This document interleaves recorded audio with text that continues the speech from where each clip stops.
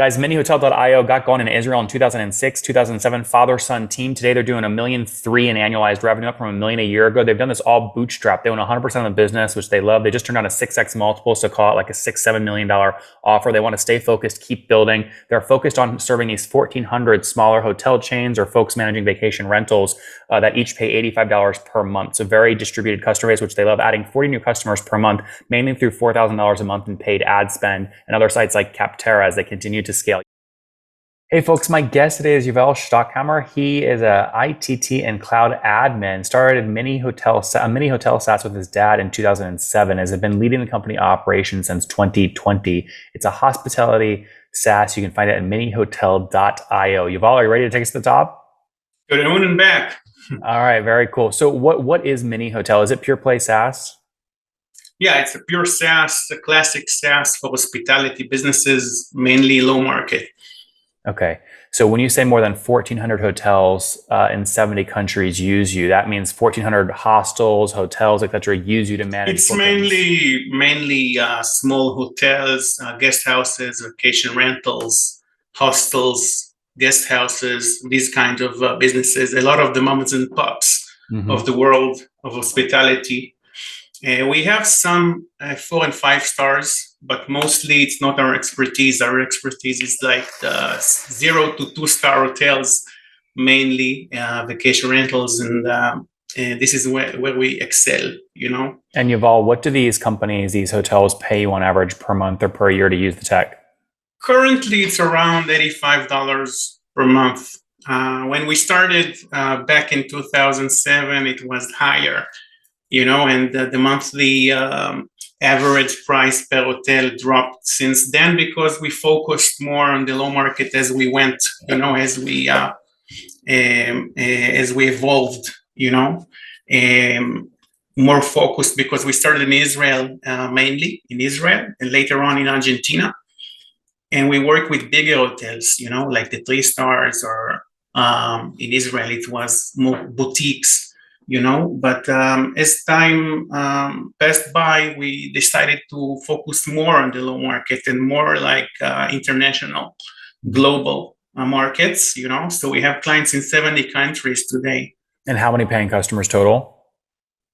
It's on our site, it's around around 1,400, something like that. Yeah. So Yuval, can I take the 1,400 times 85 a month dollars? You're doing about 120,000 a month in revenue.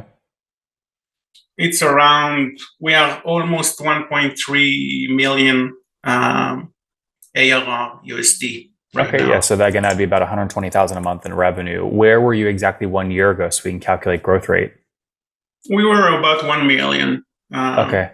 So about 83,000 a year ago. And have you guys bootstrapped the business, or did you decide to raise capital? Bootstrapped, $0 since 2007. That's amazing. So you and your dad own 100% of the company. Yeah, that's right. That's awesome. So I guess how a lot of people go, oh, well, Yuval, he cheated. His dad started and he jumped in. Now, what would you say to that? You mean about the bootstrap, referring to the bootstrap? Well, how much of the blood, sweat, and tears did you really put it into it versus just sort of took it over from your dad? How do you think about that? No, firstly, my dad is still in the business. Firstly, and I'm not a kid myself. My father is like 65, and I'm 40 years old. So when I started, I was 24. And I really we started it, both of us. Before that, we were both employees for hire. He was a CTO, and I was working in the same company. We worked with the bigger hotels in Israel, like the 4 and 5 stars. And I was working in that company a little bit after him. He was working there like 2 decades, and he was the CTO over there. And I'm an IT and cloud expert. And I used to code a little bit in high school, but my father is the real genius. How do you negotiate equity with your dad? How much equity do you own versus him? Firstly, we started the business together, but he started in 2006 when he was just making the MVP alone.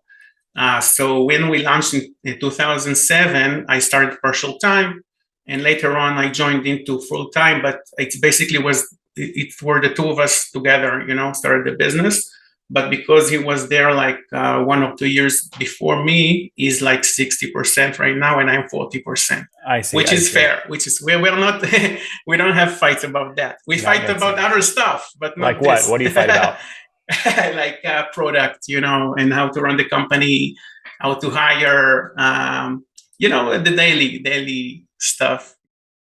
Oh, what's going on there, YouTube? Good to see you guys. Now imagine this. You love watching these interviews with SaaS founders, but imagine if we took all of the valuation data out from over 2,807 interviews I've done manually. Saves you a lot of time. Well, we've done this. We've built it into the beautiful interface inside of FounderPath. Check this out. I'll show you how you can access this in a second, but you log in, you connect your Stripe account, you see your valuation real time, you can see what it changed over the past 88 days, and even set goals for valuation this year. Now, the secret to valuation is there's many different ways to value a SaaS business. So the reason you're going to see 3 or 4 different valuations inside of your FounderPath dashboard, this is all free by the way, is because depending on who's doing the buying of your SaaS company, you're going to get a different valuation. A VC is going to pay a different valuation. Private equity firm is different. If you're going to do a minority sale, that's different. And if you sell the whole business, that's a different valuation. You can see all those when I hover over here. Right, so the teal is what a VC would pay, yellow is what private equity, and red is if you sold the whole thing outright. Now, what's cool about this is not built off random data. Again, you guys hear these interviews on YouTube. All these data are built from real-time valuation data points founders share with us on the show. So traction, 1.2 million, seed round, 3.7 raise, they sold 22% of their business. Go in here and filter by the event. Maybe you only want to see companies that have sold the whole business. Well, here are a bunch that have been acquired, the valuation and the multiple. Maybe you're going out right now and you're raising your seed round. Well, go in here and look at all this recent seed deals that went down, what they raised, what valuation they raised at, and what percent that they sold. There's never been a larger data set of SaaS valuations than what you can get now inside of FounderPath, and we're thrilled to bring it to you. All right, we're going to go back to the YouTube video here in a second, but if you want to check this tool out, if you want to jump in and sign up, you can check it out for free to get your valuation at this link, founderpath.com/products/valuations. Or if you go to founderpath.com and hover over products, click on get your valuation here and go ahead and sign up to give it a whirl. Again, all that valuation data live right inside the platform. I hope to see you there. All right, let's jump back into the interview. How many folks are on the team today full time? We have 25 people hired directly and full time in 3 offices. And we have like 4 or 5 more always like in the partial time. So it's almost right now 30 employees. Mm-hmm. With us together, it's 30 employees. Many people argue right now what macroeconomic conditions are not favorable for startups. How are you sort of managing to make sure you're sustainable? Are you profitable today? Yeah, we are since we started the business, we were profitable all years since 2007 till now, except for 2022. Because in 2022, we had a deliberate self-investment of our own funds. And we opened up a new office in Serbia, joining our 2 other offices. We have 1 office in Israel.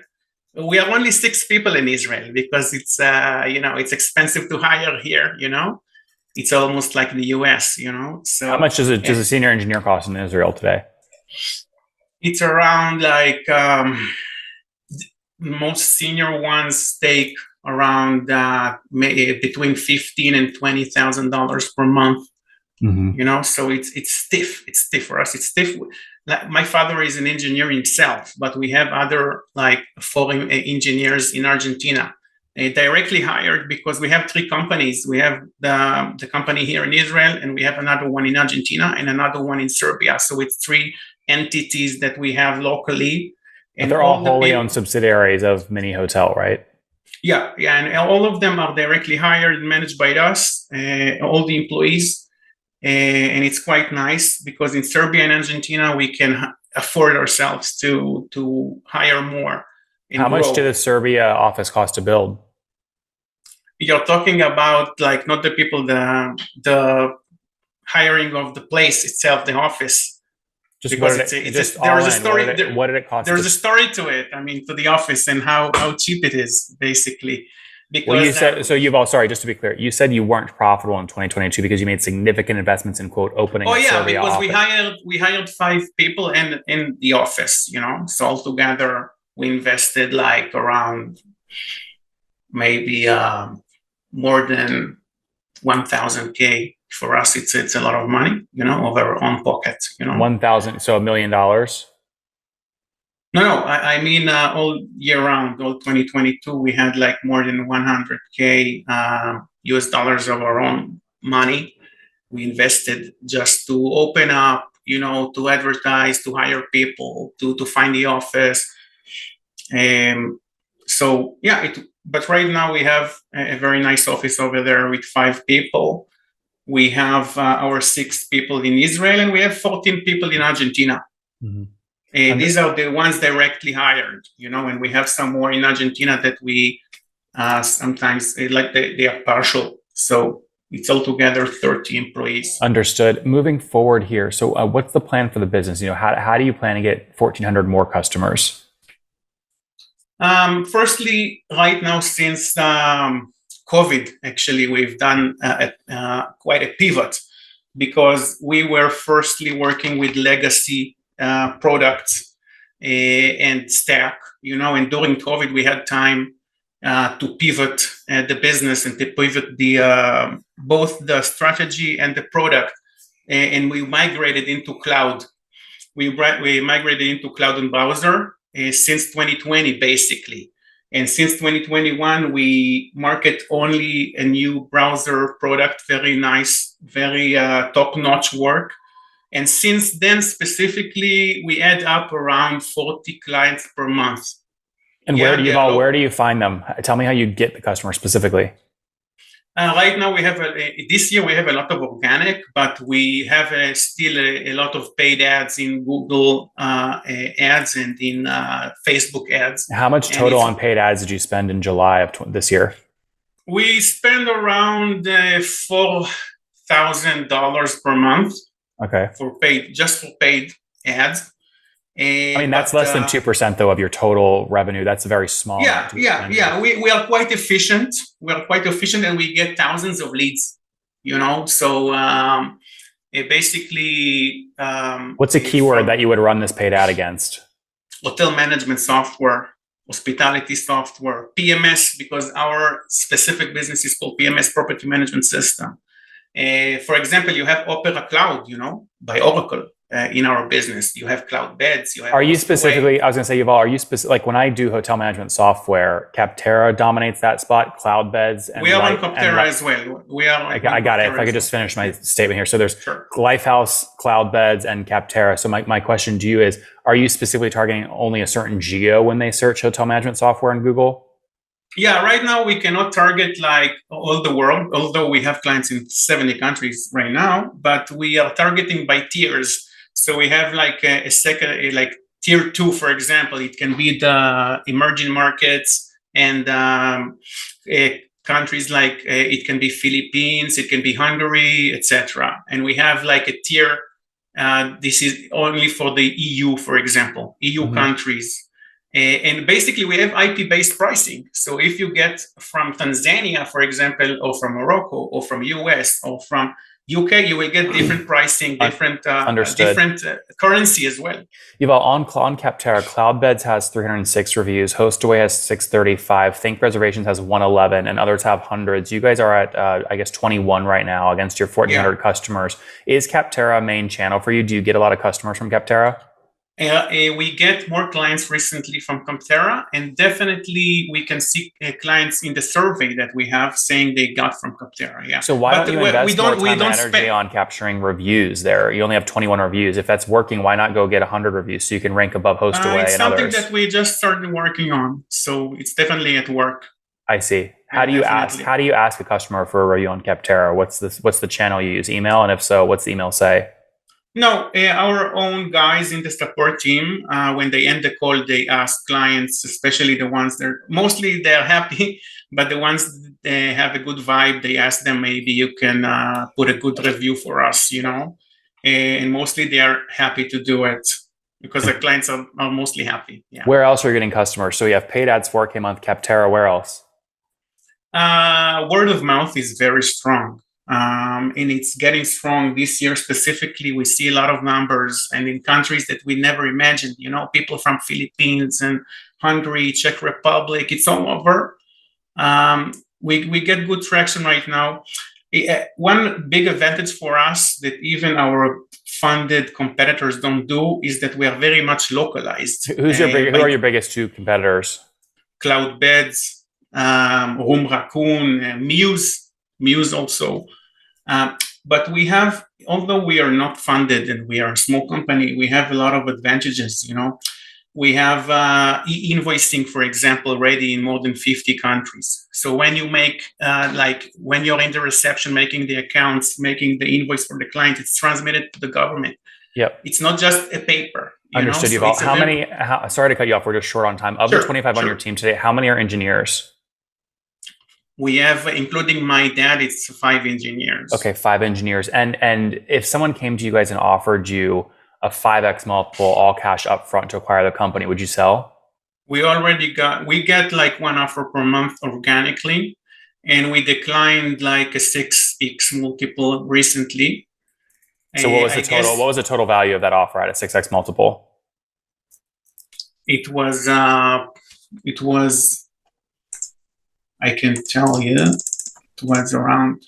We just talked multiples, but back then we were 1.2, so it was between $7 and $8 million.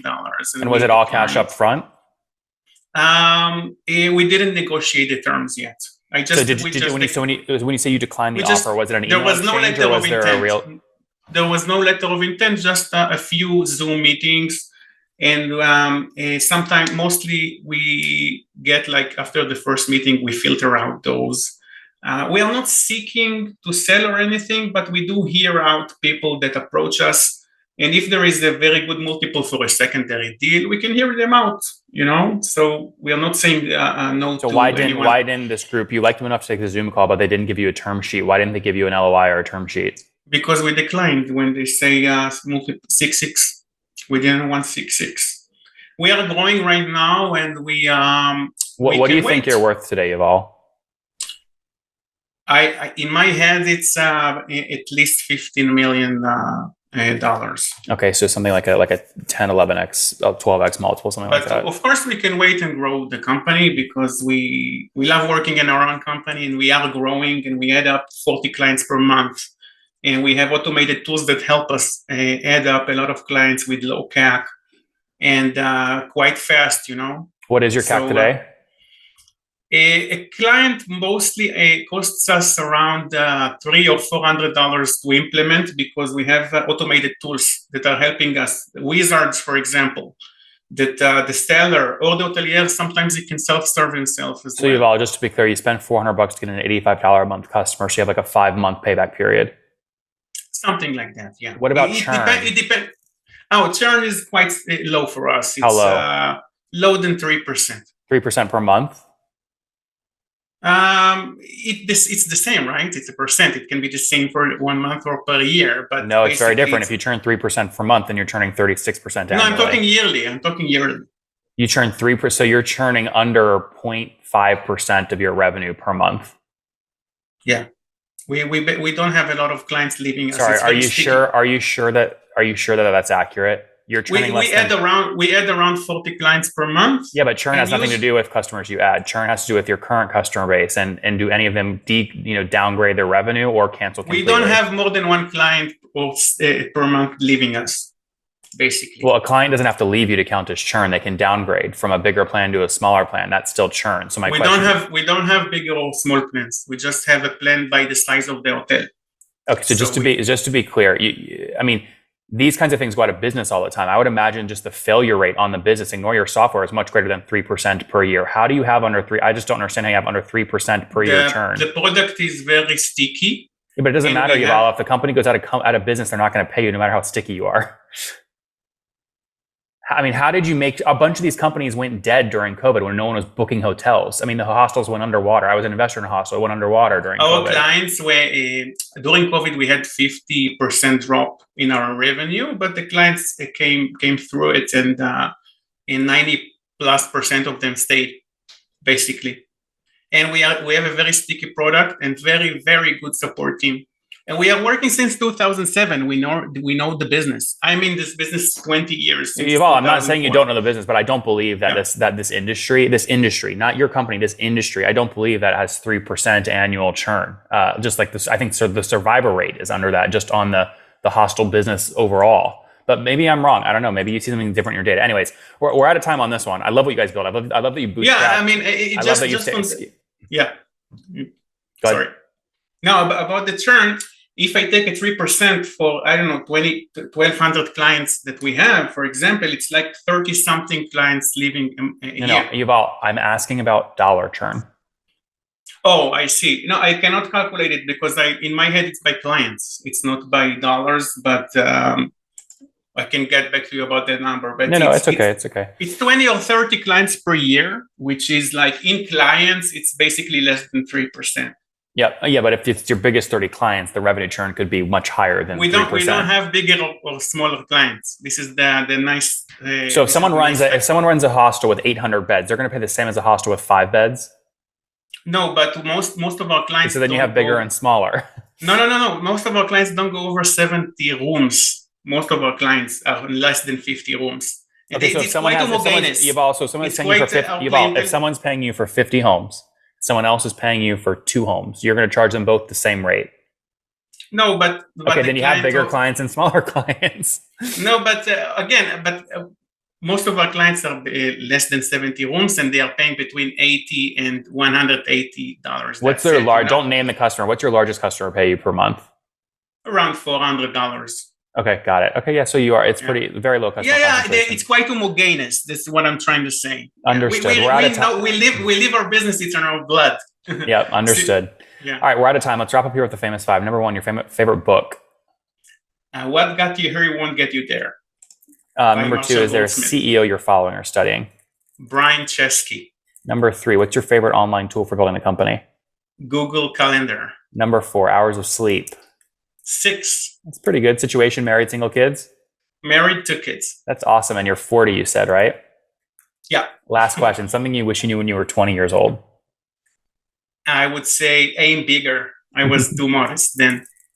Guys, minihotel.io got going in Israel in 2006, 2007, father-son team. Today, they're doing $1.3 million in annualized revenue, up from $1 million a year ago. They've done this all bootstrapped. They own 100% of the business, which they love. They just turned out a 6x multiple, so call it like a $6-7 million offer. They want to stay focused, keep building. They're focused on serving these 1,400 smaller hotel chains or folks managing vacation rentals that each pay $85 per month. So very distributed customer base, which they love, adding 40 new customers per month, mainly through $4,000 a month in paid ad spend and other sites like Capterra as they continue to scale. Yuval, thanks for taking us to the top. Thank you very much. It's been great. One more thing before you go. We have a brand new show every Thursday at 1 p.m. Central. It's called Shark Tank for SaaS. We call it Deal or Bust. One founder comes on, 3 hungry buyers, they try and do a deal live, and the founder shares back-end dashboards, their expenses, their revenue, ARPU, CAC, LTV, you name it, they share it. And the buyers try and make a deal live. It is fun to watch every Thursday, 1 p.m. Central. Additionally, remember, these recorded founder interviews go live. We release them here on YouTube every day at 2 p.m. Central. To make sure you don't miss any of that, make sure you click the subscribe button below here on YouTube, the big red button, and then click the little bell notification to make sure you get notifications when we do go live. I wouldn't want you to miss breaking news in the SaaS world, whether it's an acquisition, a big fundraise, a big sale, a big profitability statement, or something else. I don't want you to miss it. Additionally, if you want to take this conversation deeper and further, we have by far the largest private Slack community for B2B SaaS founders. You want to get in there. We've probably talked about your tool if you're running a company or your firm if you're investing. You can go in there and quickly search and see what people are saying. Sign up for that at nathanlatka.com youtube.com/Slack. In the meantime, I'm hanging out with you here on YouTube. I'll be in the comments for the next 30 minutes. Feel free to let me know what you thought about this episode. And if you enjoyed it, click the thumbs up. We get a lot of haters that are mad at how aggressive I am on these shows, but I do it so that we can all learn. We have to counter those people. We got to push them away. Click the thumbs up below to counter them and know that I appreciate your guys' support. All right, I'll be in the comments. See ya.